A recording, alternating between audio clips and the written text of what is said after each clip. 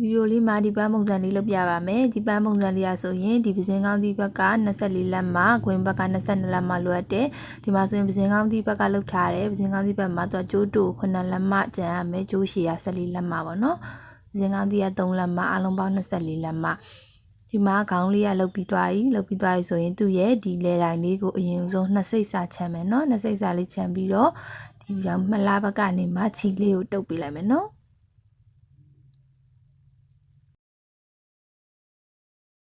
ချီလေးကိုဒါမျိုးဟိုဘက်ဒီဘက်ပေါအောင်နှစ်ချက်လောက်တုပ်ပေးပြီးသွားရင်ဒီမှာစပြီးတော့အောက်ကအရွက်ဖက်လေးခောက်မယ်နော်အရွက်ဖက်လေးခောက်မယ်ဆိုရင်ပထမဆုံးဒီဘက်ကရွက်ဖက်လေးကိုဒါမျိုးလေးတွန်းပြီးတော့ခောက်လိုက်မယ်သူ့ရဲ့ရွက်စားလေးက၄စိတ်စာရှိမယ်အဲအရွက်လေးကိုဒီမျိုးချီလေးနဲ့ဒီဘက်ကိုကြက်ချီခက်လေးနှစ်ပတ်လောက်ပတ်ပေးလိုက်မယ်နော်မျိုးလေးပို့ပြီးတော့ခိုင်သွားအောင်ပေါ့နော်နှစ်ပတ်လောက်ပတ်လိုက်မယ်ပြီးရင်ချီလေးကိုဆွဲသေးချထင်းကင်ထားမယ်ပြီးရင်ဒီဘက်ကိုလည်းအလိုပဲ၄စိတ်စာရွက်ဖက်လေးခောက်မယ်ခောက်ပြီးရင်သူ့ရဲ့ဒီဘက်ကနေမှတစ်ခါထပ်ပြီးတော့ကြက်ချီခက်လေးချီကိုနှစ်ပတ်လောက်ပတ်ပေးလိုက်မယ်နော်အဲဆိုရင်ဟိုဘက်ဒီဘက်တမျိုးအရွက်လေးရသွားပြီပြီးအပေါ်ကနေနောက်ထပ်ပြီးတော့ဒီ6စိတ်စာပေါ့နော်အရွက်ဖက်လေးထပ်ခောက်မယ်နော်60အရွယ်ရှိရွယ်ဖက်လေးထပ်ခောက်မယ်သူလည်းအလိုပဲချီကိုနှစ်ပတ်လောက်တစ်ချီခက်လေးပတ်လိုက်မယ်ပြီးရင်ဒီဘက်ကိုလည်းအလိုပဲ60စာရွယ်ဖက်လေးထပ်ပြီးတော့ခောက်လိုက်မယ်နော်ဟောက်ပြီးတော့အလိုပဲချီကိုနှစ်ပတ်လောက်ပတ်မယ်ပတ်ပြီးချီလေးကိုဒီဘက်ကလက်နဲ့တင်းတင်းလေးဆွဲထားလိုက်မယ်နော်ဆွဲပြီးရင်ဒါမျိုးအရွက်လေးရသွားပြီရသွားပြီဆိုရင်ဒီအနောက်ကနေမှလမ်းပြီးတော့ဒီမျိုးသူ့ရဲ့အောက်ခြေလေးမှာချီလေးကိုတစ်ချက်လောက်တုပ်ပေးလိုက်မယ်နော်တုပ်ပေးပြီးအရွက်လေးကိုဒီတိုင်းထားမယ်ဆိုရင်အရွက်ကလေးကဒီမျိုးကားလေးဖြစ်နေမယ်ဒါမကားချင်နည်းနည်းလေးစုနေရပါတော့ဒီအရွက်ပေါ့ဘေးကငါးမှုရွက်လေးရဲ့ဒီတဝက်လောက်ကနေမှတော့မျိုးလေးအက်ကလေးကိုဝင်ပြီးတော့ဒီဘက်ကနေပြန်ထွက်မယ်နော်သူရဲ့ဒီအတွင်းရွက်ဖက်လေးကိုပေါ့ဝင်ပြီးတော့ဟိုဘက်ဒီဘက်ပေါအောင်ဒီမျိုးလေးချုပ်ပြီးလိုက်မယ်ပြီးရင်ဒီဘက်ကနေပြန်လာပြီးတော့ဒီခက်လေကိုအပြန်ထွက်လိုက်မယ်နော်ဒါဆိုရင်ဒီအရွက်ဖက်လေးတွေကိုစုပြီးတော့တုပ်လိုက်တယ်လို့မျိုးလေးဖြစ်သွားတော့ရွက်ဖက်လေးကမျိုးစုလေးဖြစ်နေမယ်ပြီးရင်ဒီမလားဘက်ကနေမှပဲပြန်ပြီးတော့သူ့ရဲ့ဒီခုနက6စိတ်စာအရွက်ဆုံးတဲ့ဒီထိတ်ကိုပေါ့နော်နှစ်ခုကိုပူးပြီးတော့ဒါမျိုးလေးချုပ်ပေးလိုက်မယ်ထိတ်ကိုအရင်ဆုံးပူးပြီးတော့ခြီလေးနဲ့ဒါမျိုးနှစ်ချက်လောက်တုပ်ပေးလိုက်မယ်နော်မလားဘက်ကနေ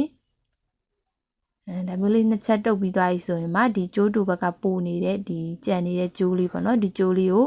အခွေလေးခွေပေးမယ်ပေါ့နော်အပွင့်အတွက်ခလဲဝစ်ဆန်အခွေလေးခွေမယ်အတွက်ထိတ်ကိုမီးတို့မယ်တို့ပြီးတော့ဒီအတွင်းဘက်ကိုခွေမယ်ပေါ့နော်ဒါမျိုးဇာကနာလေးနဲ့ညှက်ပြီးတော့ဒီအတွင်းဘက်လေးကိုဒါမျိုးလေးလိပ်ပြီးတော့ခွေသွားပြလိုက်မယ်နော်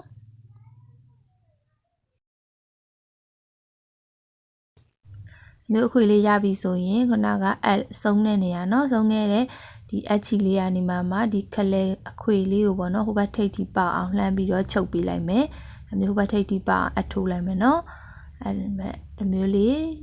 ဟိုဘက်ထိပ်ထိပေါအောင်ချုပ်မယ်ချုပ်ပြီးရင်ဒီမျိုးလေးပြန်လှမ်းပြီးတော့ဟိုဘက်ကဒီမှာเนาะဒီကျိုးအရှည်ကိုဒီအခွေနဲ့ဒီနှစ်စိတ်စာလောက်ပေါ့နော်ခြံပြီးတော့ဒီမျိုးလေးကပ်ပြီးတော့ချုပ်မှဖြစ်တဲ့အတွက်ဒီမျိုးလေးကပ်ပြီးတော့နှစ်စိတ်စာလောက်နေရာလေးကိုဒီဘက်ကနေအနဲ့လှမ်းပြီးတော့ဟိုဘက်နှစ်စိတ်စာလောက်နေရာလေးကိုလှမ်းပြီးတော့အနဲ့ထိုးပေးလိုက်မယ်နော်ဒီမျိုးလေးအနဲ့ထိုးချုပ်မယ်ချုပ်ပြီးရင်အဲ့နေရာကနေမှအဲ့နှစ်စိတ်စာနေရာကနေမှခလဲခွေရဲ့ဒီခလဲတွေကိုပြန်လာပြီးတော့အချုပ်မယ်ချုပ်ပြီးရင်စပြီးတော့ပွင့်ဖက်လေးတွေစခောက်လို့ရရင်เนาะဒီမှာပွင့်ဖက်လေးရဲ့အရွယ်အစားကို3စိတ်စာလောက်လေးတွေခောက်မယ်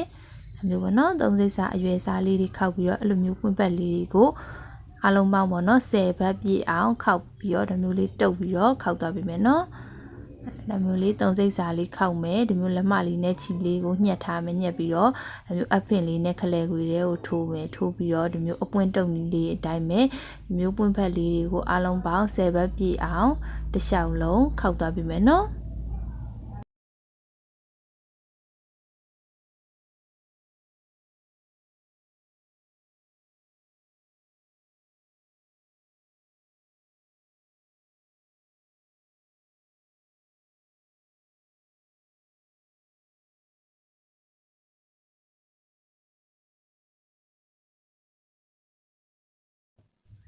နော်ဒါမျိုးပွင့်ပတ်လေးတွေခောက်ပြီးတော့ဒါဆိုရင်8ခုရှိသွားပြီဆိုရင်ဒီဘက်ကိုနည်းနည်းပေါ့နော်ပွင့်ပတ်လေးတွေစိတ်လေးဖြစ်အောင်ဆွဲပြီးတော့ဒီဘက်ကိုထိမ့်ပေးမယ်ထိမ့်ပေးပြီးနောက်ထပ်ပွင့်ပတ်လေး2ခုကျန်တာကိုထပ်ခောက်မယ်ပေါ့နော်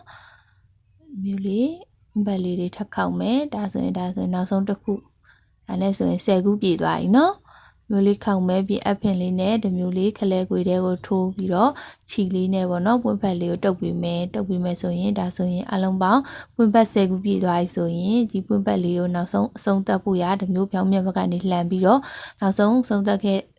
တုပ်ခဲ့တဲ့နေရာလေးကိုအလန်းထိုးပြီးတော့ပွင့်ဖက်လေးနေရာရွေ့မသွားအောင်ပေါ့နော်အလန်းထိုးပြီးတုပ်ပေးလိုက်မယ်တုပ်ပေးပြီးရင်ဒီပိုနေတဲ့ကြိုးလေးကိုဒီလိုအနောက်ထဲကိုခောက်ပြီးတော့တင်ပေးရမယ်နော်အနောက်ထဲကိုခောက်သိမ်းမယ်သိမ်းပြီးတော့သူရဲ့ပုံနဲ့ကြိုးလေးကိုကကြီးလေးနဲ့ဒီမျိုးလေးဖြတ်ပေးမယ်ဖြတ်ပေးပြီးသွားရင်ခုနကခောက်သိမ်းထားတဲ့ဒီကြိုးစလေးကိုခလဲခွေလေးနဲ့တုပ်ပေးလိုက်မယ်ပေါ့နော်ပြန်ပြီးတော့လမ်းမထွက်အောင်ဒီချာလေးတပတ်လဲလိုက်ပြီးတော့တုပ်ပေးလိုက်မယ်ခလဲခွေလေးနဲ့တုပ်ပေးပြီးလို့ဒီစုံသက်လေးခိုင်သွားပြီဆိုလို့ရှိရင်ခြီလေးကိုတုပ်ပေးလိုက်မယ်နော်လေးကိုတုပ်မယ်တုပ်ပြီးတော့ခြီလေးကိုဖြတ်ပေးလိုက်မယ်ဆိုရင်ဒီပန်းဒီဇိုင်းလေးကအလုံးပြီးသွားပြီနော်အလုံးပြီးသွားရင်ဒါမျိုးအောက်ကအရွက်လေးနှစ်ခုနဲ့ပေါ့နော်အပေါ်ကအပွင့်တစ်ချမ်းပုံစံလေးနဲ့ဒီပန်းကျက်သည့်ဒီဇိုင်းလေးရသွားမယ်နော်